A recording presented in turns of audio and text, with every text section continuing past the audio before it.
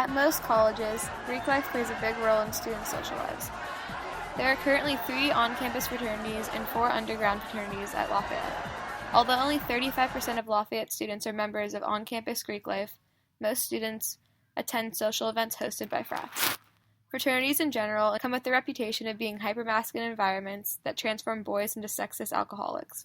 Due to these stereotypes, I want to look into the correlation between fraternity membership and hypermasculinity, along with the negative behaviors that fraternities generally promote. In Inside Greek U, Alan D. DeSantis claims that heterosexual promiscuity, toughness and assertiveness, imposing physical type, relational independence, and professional orientation are the gender themes which fraternity members strive to embody. Heterosexual promiscuity promotes an environment focused on sexual interactions. Members of fraternities strive to perform sexual acts with as many women as possible in hopes of gaining the acceptance and admiration of their brothers. This leads to the objectification of women and increases the likelihood of sexual aggression. Emphasis on toughness and assertiveness pushes members of fraternities to act dominant in all social situations. Showing weakness may result in disrespect from other fraternity members, so members must constantly make a conscious effort to fit a hegemonic ideal. Promoting muscular physique tells men in a fraternity that in order to be masculine, you have to look masculine. Obsessing over who lifts the most or has the largest biceps leads fraternity members to look down upon those who may appear scrawny or weak.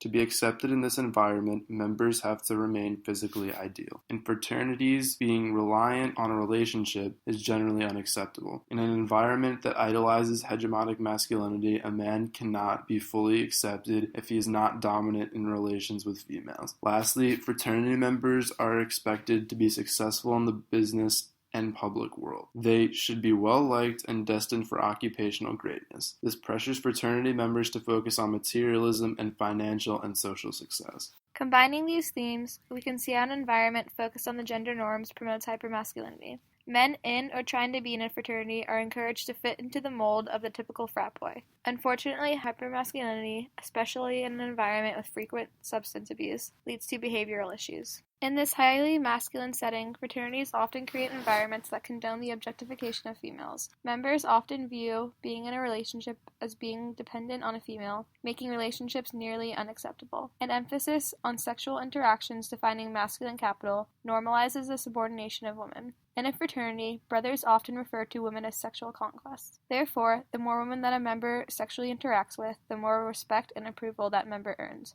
Unfortunately, the peer pressure on fraternity members to sleep with many women increases the likelihood of coercive sex. According to Swartz and Security's study of sexual assault on the college campus, among fraternity members, nonconformists are ostracized or will face other equally damaging social consequences, which consequently reinforces the hypermasculine behavior and conformity to collective sexual norms. If the member of the fraternity fights the peer pressure to subordinate women, the member will also be subordinated.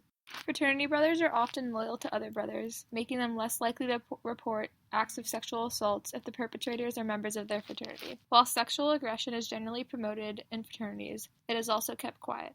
In Swartz and DeCesardes' study, one fraternity member claims that he would lie to protect a close friend from getting in trouble with the law. The sense of community in a fraternity leads to secrecy and loyalty, which can give fraternity members a feeling of protection from the law. They are more confident that they can get away with acts of sexual aggression. Fraternities are often the center of social life on a college campus. That being said, fraternity parties attract the use of drugs and alcohol, often in excess. Under the influence of drugs and alcohol, men are more likely to rationalize sexual aggression. With majority of drinking and drug usage occurring at fraternities, it is no surprise that fraternity members are more likely than non-members to commit sexual assault. According to Charles X. Corprow's studies on fraternity membership, fraternity members find themselves having less sympathy for the victim and judge the female victim to be less socially acceptable and more deviant.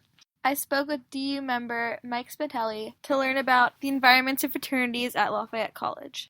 So I think the problem with the stereotypical frat bro is the ones that you see at different schools, their whole life is in a fraternity. When you're at Lafayette, you have people that are fraternity members as well as other things because they can do multiple things. Like, yes, there are people that are only frat bros, and yes, there are people that are, like, only athletes. But when you get them in a large school setting, then it's just, like, that's the only thing they do. So I think that's what's different about Lafayette is people do a lot of different things. A part of people rather than their identity. Fraternity is by definition, like, just a bunch of guys.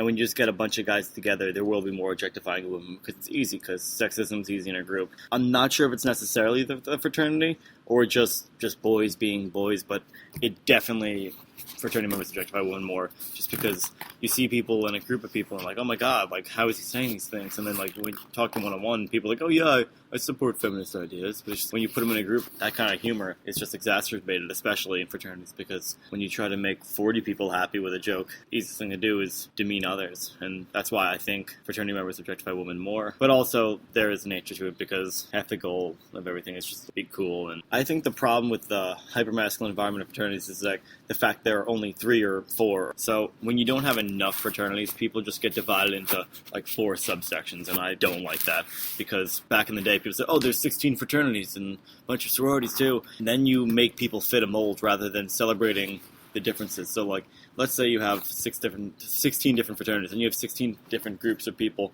and each person can fit into the one they work, instead of fitting 3 molds. So you have to be hyper-masculine in the environment that we have, because 3 groups of people, 3 or 4, and it's the only ones that notice are just the coolest, and the ones who drink the most, and ones who lift the most, and like, that's sad how people look at how good they are at sports to determine if they'd be a good brother, but I think that's the problem.